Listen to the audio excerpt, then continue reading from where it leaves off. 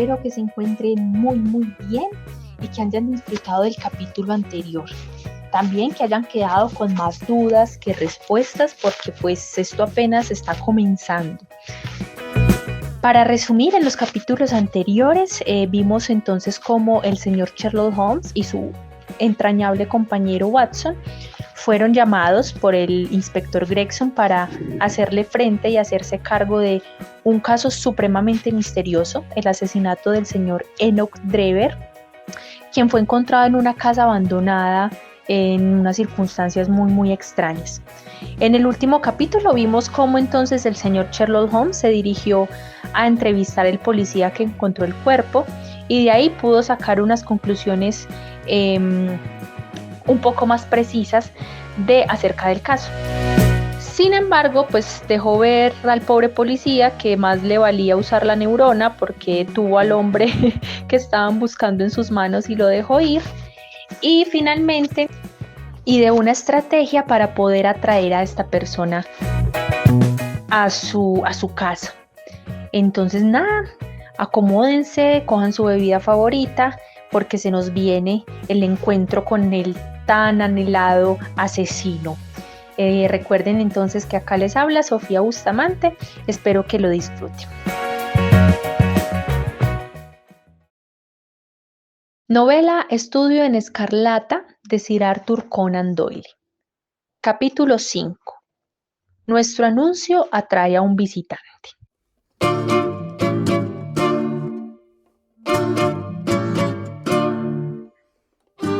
Nuestras actividades matinales habían sido excesivas para mi delicada salud, y por la tarde estaba exhausto.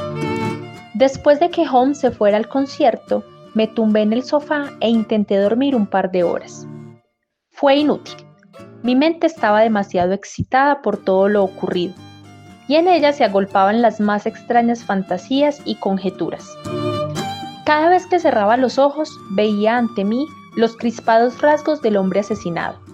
La impresión que me había producido aquel rostro era tan siniestra que se me hacía difícil no sentir cierta gratitud por quien lo había borrado de la faz de la tierra.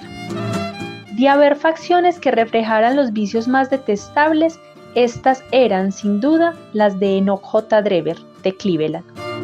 Sin embargo, yo reconocía que debía hacerse justicia, y que la depravación de la víctima no implicaba que la ley dejara impune al asesino. Cuantas más vueltas le daba, más sorprendente me parecía la hipótesis de mi compañero de que aquel hombre había sido envenenado. Recordaba que le había olisqueado los labios y no me cabía duda de que había detectado algo que le hizo concebir esta idea. Además, si no había sido un veneno, ¿qué había causado la muerte de aquel hombre que no tenía heridas ni marcas de estrangulamiento? Pero, por otra parte, ¿de quién era la sangre que cubría el suelo? No había señales de lucha, ni la víctima tenía un arma con la que hubiera podido herir a su antagonista. Mientras no se resolvieran todas estas cuestiones, me parecía que dormir no iba a ser cosa fácil, ni para Holmes ni para mí. La calma y la seguridad en sí mismo que él mostraba me convencieron de que ya había forjado una teoría que explicaba todos los hechos, pero no tenía la más remota idea de cuál podía ser. Holmes regresó muy tarde, tan tarde que comprendí que el concierto no le podía haber ocupado todo ese tiempo. La cena ya estaba servida antes de que él apareciera.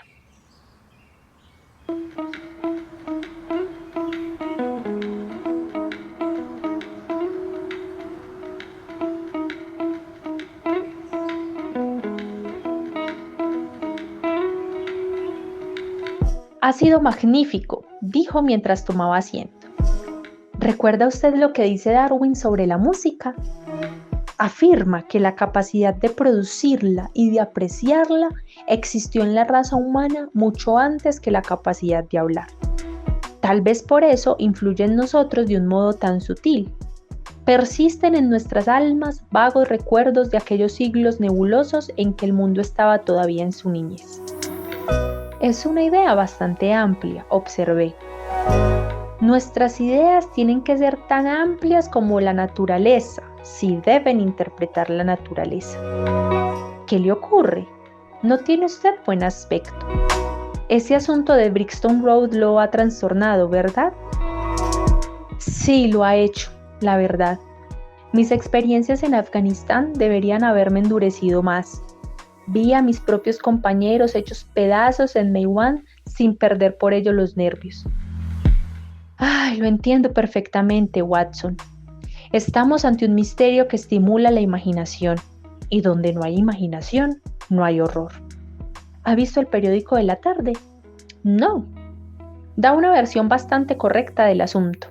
No menciona el hecho de que al levantar el cuerpo cayó al suelo un anillo de compromiso de mujer. Mejor así. ¿Por qué? Mire este anuncio, me respondió. Lo envié esta mañana a todos los periódicos, inmediatamente después de salir de la casa del crimen. Me tendió el periódico y miré el punto que me señalaba. Era el primer anuncio de la columna de objetos perdidos. Decía: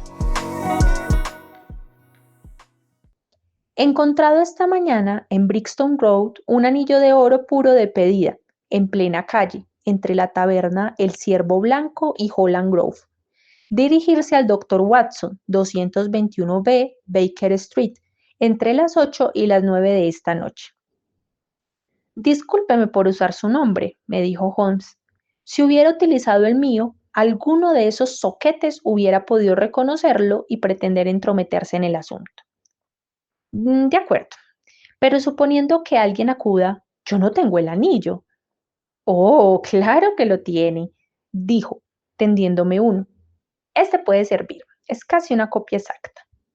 ¿Y quién espera usted que acuda? Pues el hombre del gabán marrón y el rostro rubicundo, nuestro querido amigo de las punteras cuadradas. Y si no viene él, enviará un cómplice. ¿No le parecerá demasiado peligroso? En absoluto. Si mi visión del caso es correcta y tengo buenas razones para creer que lo es, ese hombre correrá cualquier riesgo antes que renunciar al anillo. En mi opinión, se le cayó al inclinarse sobre el cadáver de Drever y no lo advirtió en aquel momento. Tras abandonar la casa, descubrió que lo había perdido y regresó a toda prisa. Pero la policía, alertada por la vela que él insensatamente había olvidado encendida, se había adueñado del lugar. Tuvo que fingirse borracho para disipar las sospechas que podía haber suscitado su presencia junto a la verja. Póngase en el lugar de ese hombre.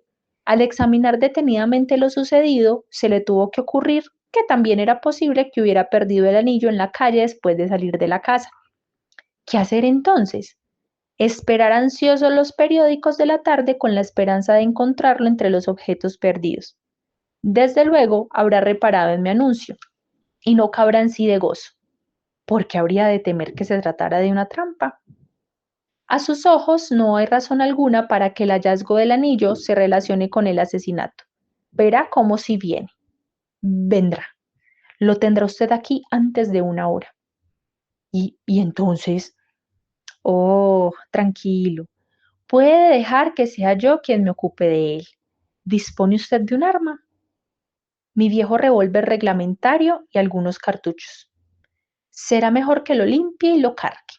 Nos enfrentaremos a un hombre desesperado, y aunque lo pille desprevenido, más vale estar preparados para cualquier cosa. Fui a mi dormitorio e hice lo que me pedía. Cuando regresé con el revólver, había quitado la mesa, y Holmes se entregaba a su ocupación favorita, rascar las cuerdas de su violín.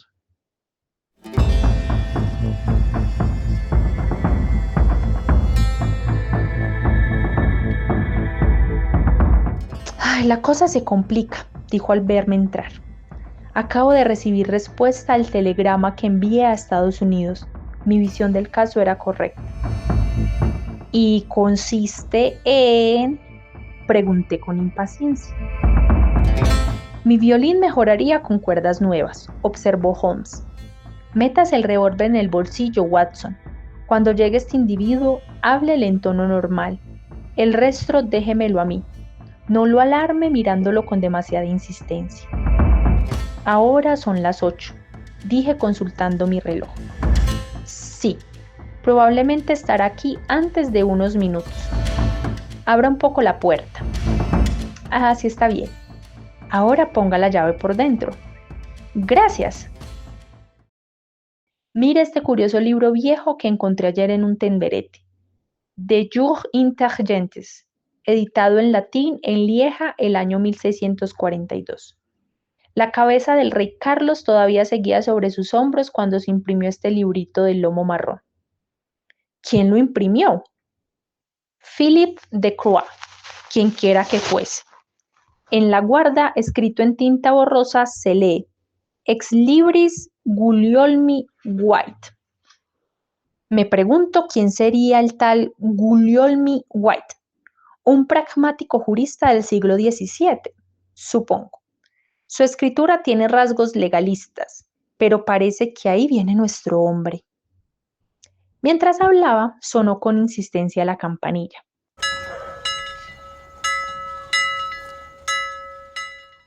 Holmes se levantó sin hacer ruido y aproximó su silla a la puerta.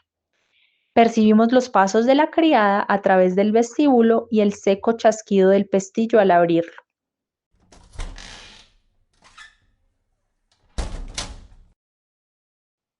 ¿Vive aquí el doctor Watson?, inquirió una voz clara, pero un poco áspera. No pudimos oír la respuesta de la criada, pero la puerta se cerró y alguien empezó a subir la escalera. Los pasos eran inseguros y nuestro visitante arrastraba los pies. Al oírlos, cruzó por el rostro de mi compañero una expresión de sorpresa. Avanzaron despacio por el pasillo y sonó un golpecito en la puerta.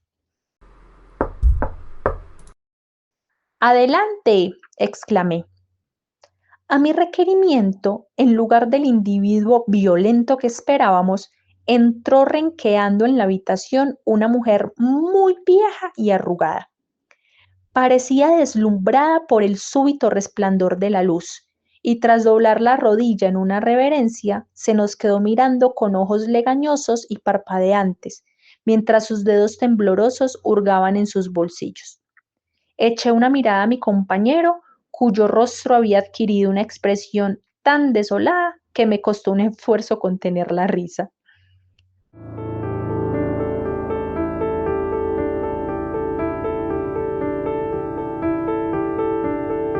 La vieja sacó un periódico de la tarde y señaló nuestro anuncio.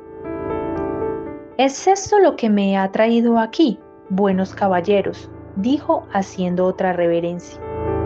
Un anillo de oro de pedida en Brixton Road. Pertenece a mi hija Sally, casada desde hace solo el tiempo de 12 meses y con un marido que es camarero en uno de los barcos de la Union Line. Y no quiero ni pensar lo que le dirá si va y vuelve y la encuentra a ella sin anillo, porque ya es bastante bruto cuando está bien, pero cuando está trompa es brutísimo. Para que ustedes sepan, Sally fue al circo anoche con... ¿Es este el anillo?, pregunté. Gracias a Dios, gritó la vieja. Sally será esta noche una mujer muy feliz. Sí, este es el anillo. ¿Y cuál es su dirección?, pregunté cogiendo un lápiz. El 13 de Duncan Street, en Houndsditch, muy lejos de aquí. Brixton Road no cae entre ningún circo y Houndsditch, dijo Sherlock Holmes con acritud. La vieja dio media vuelta y lo miró fijamente con sus ojillos enrojecidos. El caballero me preguntó mi dirección, dijo. Sally vive en el 3 de Mayfield Place, Peckham. ¿Y el apellido es...? El mío es Sawyer, el de Sally es Dennis, porque se casó con Tom Dennis, que es un tipo listo y honrado cuando está en el mar. Todo hay que decirlo, no hay camarero que aprecien más en la compañía, pero en tierra, con las mujeres y las tabernas, ay, ay, ay. Aquí tiene su anillo, señora Sawyer. La interrumpí obedeciendo una señal de mi compañero. Es evidente que pertenece a su hija, y me alegra poder devolverlo a su legítimo dueño. Farfullando bendiciones y protestas de agradecimiento, la vieja se lo metió en el bolsillo y se fue arrastrando los pies escalera abajo. En el preciso instante en que ella salió de la habitación, Holmes se levantó de un salto y corrió a su dormitorio. Regresó enseguida, arropado en un amplio abrigo y una bufanda. Voy a seguirla, me dijo apresuradamente. Tiene que ser su cómplice y me llevará hasta él. Espéreme levantado. La puerta del vestíbulo acababa de cerrarse de golpe cuando Holmes bajaba ya la escalera. Mirando por la ventana pude ver que la vieja caminaba penosamente por la acera de enfrente y que su perseguidor la seguía a poca distancia. O toda su teoría es equivocada, me dije, o está a punto de introducirse en el corazón del misterio.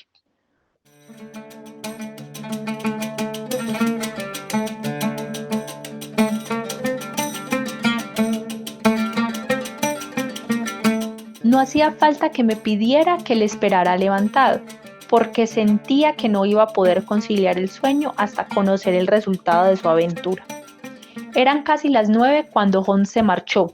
Yo no tenía ni idea del tiempo que podía tardar, pero me senté impasible, dando chupadas a mi pipa y hojeando Vie de Bohème de Henry Murger. Dieron las 10 y oí los ligeros pasos de la criada yendo a acostarse. Las 11 y cruzaron ante mí los pasos más solemnes de la casera, que se dirigía también a la cama. Eran casi las 12 cuando oí el seco sonido de la llave de mi compañero. Supe al instante, al ver su expresión, que no había tenido suerte. La contrariedad y el regocijo parecían luchar en su interior, hasta que de pronto se impuso el sentido del humor y prorrumpió en una estrepitosa carcajada. Por nada del mundo quisiera que los de Scotland Yard se enteraran de esto, exclamó mientras se desplomaba en su sillón. Me he burlado de ellos tantas veces que no dejarían de echármelo en cara el resto de mis días. Yo puedo permitirme reír, porque sé que a la larga me saldré con la mía. ¿Qué ha pasado, pues?, pregunté. Oh, no me importa narrar un episodio que me deja en mal lugar. Aquella criatura había andado un trecho cuando empezó a cojear y dio claras muestras de que le dolían los pies. Entonces se paró y detuvo un coche que pasaba por allí. Me las arreglé para estar lo bastante cerca para oír la dirección que le diera al cochero, pero mi esfuerzo fue innecesario, porque le gritó en voz tan alta que hubiera podido oírla desde el otro extremo de la calle. «Llévame al 13 de Duncan Street», Houndsditch gritó. Esto empieza a parecer verdad, pensé, y tras verla instalada en el interior, me encaramé en la parte trasera del coche. Es un arte que todo detective debería dominar. Pues bien, hacia allí traqueteó el carruaje sin que el cochero tirara una sola vez de las riendas hasta que llegamos a la calle en cuestión. Yo bajé de un salto antes de que estuviéramos ante la puerta y recorrí con aire despreocupado y sin apresurarme lo que restaba de camino. Vi que el coche se detenía. El cochero bajó del pescante y le vi abrir la portezuela y quedarse esperando. Pero no salió nadie. Cuando llegué donde él estaba, buscaba frenéticamente a tientas en el interior vacío, mientras se desahogaba con el repertorio mejor surtido de palabrotas que he oído en mi vida. No había el menor rastro ni señal de la pasajera, y me temo que pasará bastante tiempo antes que cobre el importe del viaje. Al preguntar en el número 13, resultó que la casa pertenecía a un respetable fabricante de papeles pintados llamado Westwick, y que nunca habían oído los nombres de Sawyer o Demis. «No pretenderá usted decirme», exclamé asombrado, «que aquella débil vieja tambaleante fue capaz de saltar del coche en plena marcha y sin que ni usted ni el cochero se dieran cuenta». «Al diablo lo de la vieja», dijo Sherlock Holmes con brusquedad. «Nosotros sí nos comportamos como viejas bobas dejándonos engañar de ese modo.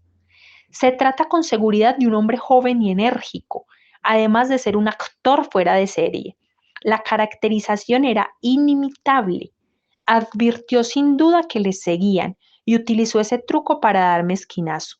Eso demuestra que el hombre que perseguimos no está tan solo como imaginaba, sino que tiene amigos dispuestos a arriesgarse por él». «Bueno, doctor, parece usted agotado. Hágame caso y acuéstese». Verdaderamente me sentía exhausto, de modo que seguí su indicación.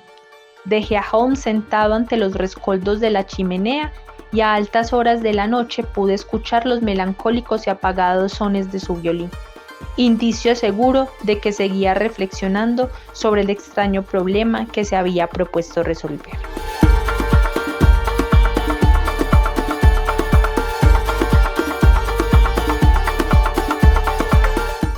Bueno, y hasta aquí nos trae este quinto capítulo que nos dio un poco de luces, pero a la vez nos tiró un montón de oscuridad.